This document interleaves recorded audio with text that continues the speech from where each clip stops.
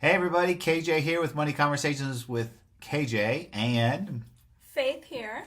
my sidekick. Listen, Faith clickbaited you last week. I'm back. She teased you. She clickbaited thinking that I had left. Nope, I was just on holiday checking off one of my bucket list items. And for you golfers out there, I was at Pebble Beach. Woo, boy, did I have some fun out there. So here we are Saturday again, doing question of the day reviews. So let's get right into it. Question of the day on Monday was, do you invest in real estate? Well, I came up with this question because, as most people know, I invest in real estate, right? I flip houses. So just wondering how many of you guys out there actually invest in real estate, or do you want to invest in real estate? Or maybe more importantly, why aren't you investing in real estate, right? Is it fear? Fear of the unknown? Fear of risk, right? You don't want to lose money, those kinds of things. Listen, if you need any help in that arena, just reach out to me. I'd be more than happy to talk to you guys about getting in the game of investing in real estate.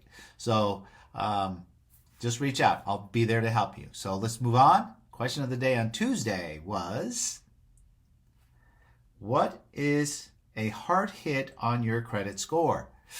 Wow.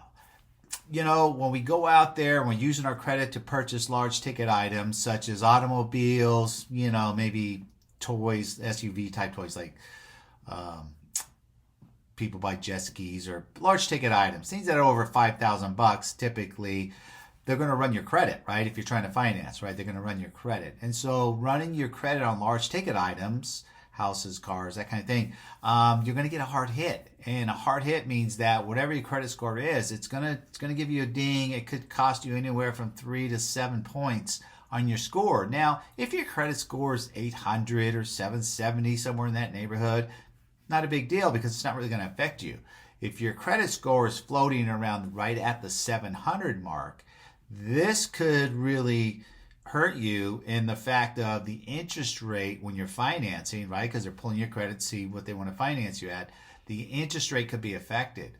So be careful when you're out there shopping and you're going to use your credit to finance something, which is okay, that you ask them, are you going to pull a hard hit or a soft hit? Hard hit means they're going to hit all 3 credit bureaus. Soft hit means they're only going to hit one. Now you could ask them, right? Hey, I don't want you to give me a hard hit. And by law, then they can't do that. Now sometimes they'll say, well, if we can't give you a hard hit, then we can't actually qualify you to finance you, right? Not always true. You can always get finance outsourced. Go to your bank, right? Maybe your bank will do it instead of wherever they're going, right? So there are different ways to be able to make sure that, hey, don't give me a hard hit. I'm just in here. Maybe you're just kind of shopping to see how much something is, what the payment would be, but you don't really want them to pull it, right? Maybe just a soft hit because you could share with them. It's a good reason to always know your credit score, that you could share with them. Hey, I keep up on my credit score. I check it once a month or every 2 weeks, whatever it may be, and it's in the neighborhood of, and then give them the number. That'll give them an idea of, if you tell them it's 700 and we know credit scores move up and down, okay, you're in that range. If you tell them, oh, my credit score is 800, I don't need you to give me a hard hit until I make the final decision that I'm going to go ahead and buy from you, right? So those are always good tips to know when you're out shopping, getting ready to use your credit, okay? All right, I hope you learned a little something on that. All right, let's move along to question of the day for Wednesday. Faith, what do we have on Wednesday? Wednesday's question was, do you carry cash? And if so, how much? Lots of it, lots of it. Well, I think a good rule of thumb is to always carry some cash, like a couple of singles, 5, a 10, maybe even a 20, because you never know. It could be like a tip if you're out with friends, like at a dinner or lunch or something, or like a valet, giving them a couple of bucks, or, really just anything. What if a place doesn't even take card? I know it's not like common or likely, but what if they don't and you don't have any cash on you? It's always good to just have an emergency cash on you, or if your card gets declined, life happens. We never know. So right. Good tip. Yes. But definitely don't carry a lot of cash today. And the world's a little crazy right now. And, if you carry too much cash and something silly happens out there, you don't want to miss out on that money, right? And we talked about the benefits of using your cards anyway. But yes, I agree. Face right. A few bucks in your pocket, 20 to 40 bucks at least minimum that you have broken down, always makes things a little more convenient because, boy, I think we've all been caught where, man, I needed $5. I have no cash. And you're like, ah. So, yeah, great question. All right, let's move along to the question of the day, the next one on Thursday. How often do you talk about money? Well, Faith, how often do we talk about money? Every day.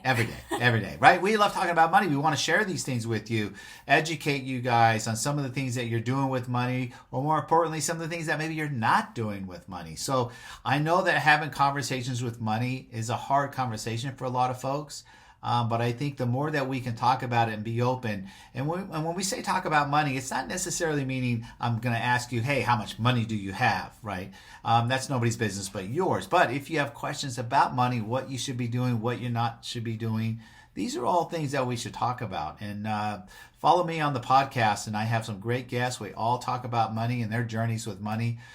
You can learn a lot of great things. Listen, I have people listening all over the world now, just getting a lot out of just listening to other people's stories with money. So yes, let's talk about money. Let's get better with money. Okay?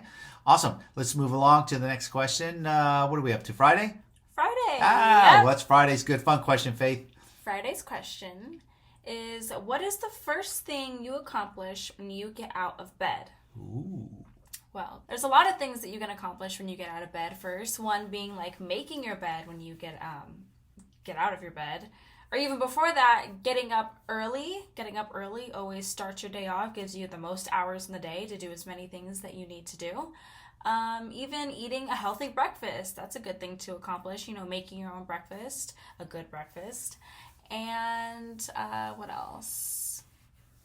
Well, I think getting out of bed and just being productive at whatever manner, right? Just developing good morning habits and rituals will put you on a better path for the day. And doing that day in, day out, you'll find yourself reaching your goals faster, accomplishing a lot more things in your life, and trying to live a stress-free life, worrying about things like, oh, I needed to do this, I needed to do that. And if you just are more productive every morning and get in that mode of production, right? Just the little things that make a big difference in our life. So yeah, I hope you all just give it a little food for thought. Like, what are you doing? Really creating that morning routine, accomplishing just the smallest of things. The first thing I do when I wake up are my gratitudes, right? I just give my gratitude as soon as my eyes open and I'm thinking, right? Just give gratitude for everything in your life. I mean, every little thing, right? That's an accomplishment. And I try to do that. I do it at least 5 days a week, usually 6. I don't know if I catch 7 because I just wake up wanting to jump out of bed so quick. But yeah, getting out of bed, creating those good habits will actually really help you in your life in the long run. All right, great. Well, I hope you guys enjoyed it this week. And remember, if you like what you hear, give it a thumbs up, subscribe to our channel, leave a little comment below, Yes. click the bell, tell your friends. you know what to do. Come on, feed the algorithm. The algorithm wants to just keep rewarding us. Feed it. All right, guys. Take care. Have a good rest of your weekend. We'll see you next week on Question of the day. All right.